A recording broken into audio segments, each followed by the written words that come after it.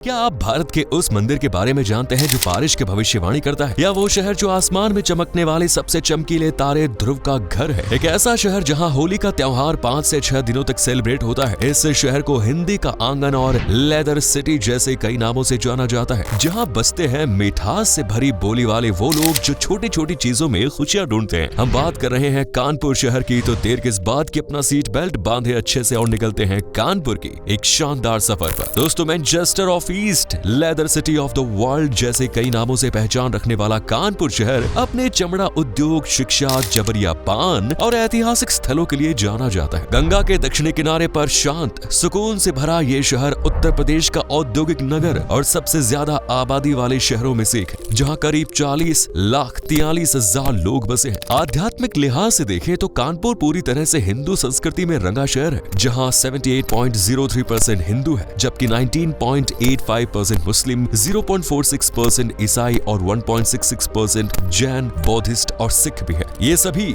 अपनी मुस्कान लिए इस शहर की फिजाओं में अपनेपन की मिठास घोलते हैं। इस शहर को दोस्तों हिंदी का आंगन भी कहते हैं। एक तरफ जहां अपने ही भारत में राष्ट्रभाषा को अनादर का सामना करना पड़ रहा है, वहीं कानपुर एक ऐसा शहर है जहां हिंदी को बड़ी शान से बोला जाता है। शहर में ज्यादातर लोगों की मुख्य भाषा हिंदी है, जबकि उर्दू और पंजाबी, अवधी जैसी अन्य भाषाएं भी यहाँ अच्छी खासी बोली जाती है। बहुत कम लोग जानते हैं, लेकिन कानपुर का असली और सबसे पुराना नाम है कान्हापुर। कहते हैं कि शहर की स्थापना जन्माष्टमी के दिन की गई थी, इसीलिए इस शहर को भगवान श्री कृष्ण के नाम कान्हा से मिलता जुलता नाम कन्हैयापुर दिया गया है, जो बाद में कान्हापुर और फिर कानपुर हो गया। जबकि कुछ लोगों की तो ये भी राय है कि महाभारत के योद्धा कर्ण के नाम पर शहर का नाम कान्हापुर रखा गया। शहर की स्थापना सचेंडी राज्य के राजा हिंदू सिंह ने की, जिन्होंने पुराना कानपुर, पटकापुरा, कुरस्वम, जूही और सीमा मऊ गांवों से मिलाकर एक विशाल शहर को बसाया, जिसे आज हम कानपुर के नाम से जानते हैं। हालांकि शहर की स्थापना को लेकर अलग अलग इतिहासकारों की अलग अलग राय है। ये शहर कई राजाओं की बनती और उजड़ती हस्ती का गवाह भी रहा, जिनमें मुगल, कन्नौजी, राजपूत, कनपुरिया डायनेस्टी, अंग्रेजी सत्ता भी शामिल थी। लेकिन 24 मार्च 1803 को कानपुर को एक जिला घोषित कर दिया गया और आजादी के बाद शहर के 2 हिस्से कर दिए गए, जिनमें पहला है कानपुर नगर और दूसरा है कानपुर देहात। हम जिस कानपुर शहर की बात कर रहे हैं वो कानपुर नगर में स्थित है, तो उत्तर प्रदेश में तेजी से विकास की तरफ भागते हुए शहरों में भी ये गिना जाता है। कानपुर उत्तर प्रदेश की औद्योगिक राजधानी का दर्जा दिया गया है, क्योंकि शहर में Hindustan aeronautics limited, small arms factory,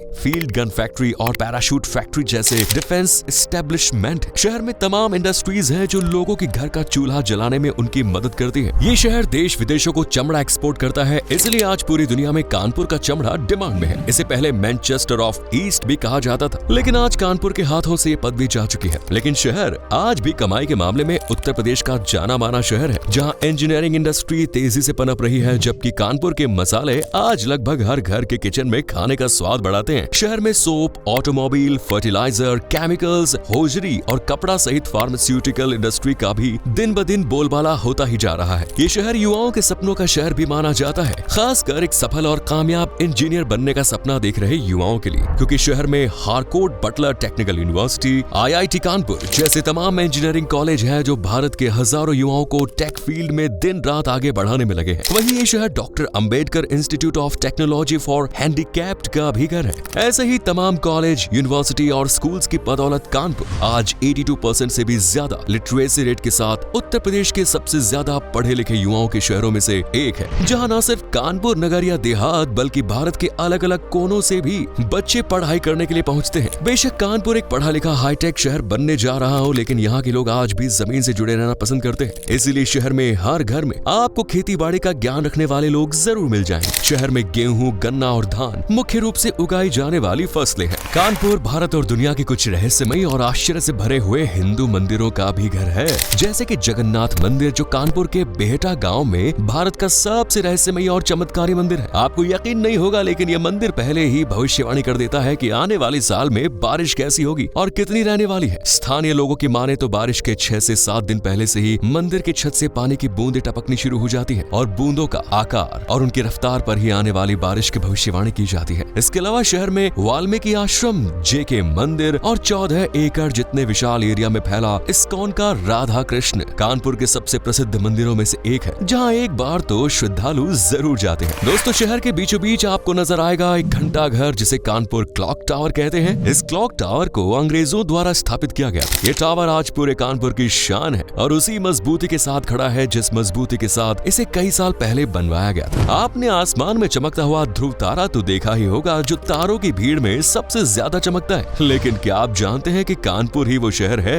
जहां ध्रुव ने जन्म लिया था। पौराणिक कथाओं के अनुसार ध्रुव ने इसी शहर में जन्म लिया था और जिस जगह पर वो तपस्या करते थे आज उसे ध्रुव टीला के नाम से जाना जाता है, जिसका ज्यादातर हिस्सा आज पानी में समा चुका है। कानपुर शहर में एक परमिट नाम से जगह है और वहाँ बहुत ही प्रसिद्ध आनंदेश्वर मंदिर भी है जो भगवान शिव को समर्पित है। परमिट नाम की कहानी समझे तो ये बड़ी ही दिलचस्प है। दरअसल पुराने समय में कानपुर के इस हिस्से तक पहुँचने के लिए लोगों को परमिट बनवाना पड़ता था, क्योंकि ये जगह नदी के उस पार थी, इसीलिए इस जगह का नाम ही परमिट कर दिया गया। दोस्तों, पूरे भारत में आजादी का जश्न 15 अगस्त को सुबह से शुरू किया जाता है, लेकिन आपको जानकर हैरानी होगी कि कानपुर में यह जश्न रात 12 बजे से ही शुरू हो जाता है। शहर के मेस्टन रोड चौराहे पर हर साल रात के 12 बजे राष्ट्रीय गान की तेज आवाज के साथ तिरंगा झंडा फहराया जाता है और ये परंपरा पिछले 76 सालों से यूं ही चली आ रही है। ये वो शहर है जो खुद को रामायण काल से जुड़ा हुआ बताता है। कहते हैं कि खुदाई के दौरान आर्कियोलॉजिस्ट की टीम को यहाँ पुराने बर्तन मिले और जब इनकी कार्बन डेटिंग करवाई गई तो पता चला कि ये बर्तन रामायण काल के हैं। इसीलिए कानपुर को भारत के सबसे प्राचीन और पवित्र शहरों में से एक कहते हैं, जिसकी पवित्रता और खूबसूरती का बॉलीवुड भी दीवाना है। बॉलीवुड की कई ऐसी फिल्में भी हैं जिनमें कानपुर की सुंदरता को दर्शाया गया है, जैसे भाईजान की दबंग 2, रानी और सैफ अली खान की बंटी और बबली 2।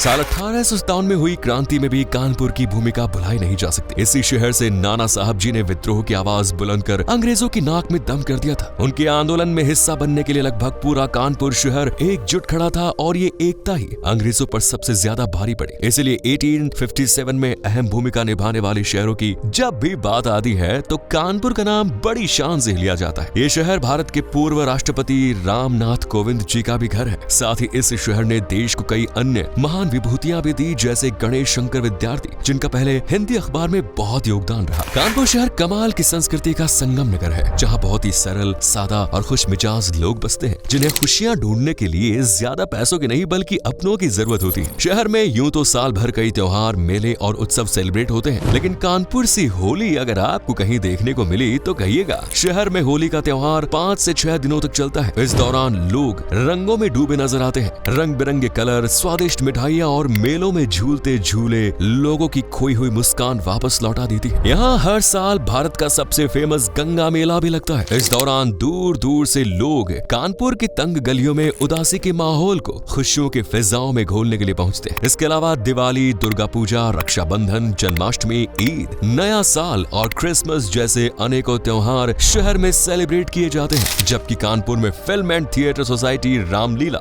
नौटंकी और दूसरे सांस्कृतिक कार्यक्रम भी आयोजित होते हैं ताकि शहर की संस्कृति कभी फीकी न पड़े। कानपुर के लोग वैसे खाने पीने के मामले में भी बड़े शौकीन होते हैं, खासकर मिठाई के। यहाँ आपको 3000 से भी ज्यादा मिठाई की दुकानें देखने को मिल जाएंगी। कहते हैं कि कानपुर की इमरती और ठग्गू के लड्डुओं की कुरकुरी बनावट इतनी स्वादिष्ट होती है कि एक बार जो शहर की मिठाई चखले वो इनका स्वाद जिंदगी में नहीं भूल सकता। अगर आप कानपुर जाते हैं तो सिंधी हलवा, पेड़े, काजू कतली जैसी मिठाइयों का स्वाद लेना ना भूलें, वरना दोबारा जाने की जरूरत पड़ सकती है। शहर में खाने के लिए तीखी डिशेस की भी कमी नहीं है। यहाँ आपको मक्खन मलाई, लूची, चाट और कीमा कबाब के बाद बदनाम कुल्फी भी मिलेगी। इस कुल्फी का सिर्फ नाम ही बदनाम है, बाकी इतनी टेस्टी है कि आप एक बार में तो 3 से 4 तो खा ही लेंगे। कानपुर में घूमने की बात करें तो दोस्तों आप सबसे पहले जा सकते हैं मोती झील, जो अपने नाम की ही तरह मोतियों की सुंदर प्राकृतिक सुंदरता में लिपटी कुदरत का अनोखा नमूना है, जिसे देखते ही मन को अजीब से शांति मिलती है। ये कानपुर के सबसे फेमस पर्यटन स्थलों में से एक है, जहाँ वीकेंड पर आने वाले लोगों की लंबी कतार देखने को मिलती है। झील के आसपास वादियों में रंग बिरंगे पक्षी और छोटे छोटे जानवर भी सैलानियों को एंटरटेन करने में कोई कसर नहीं छोड़ते।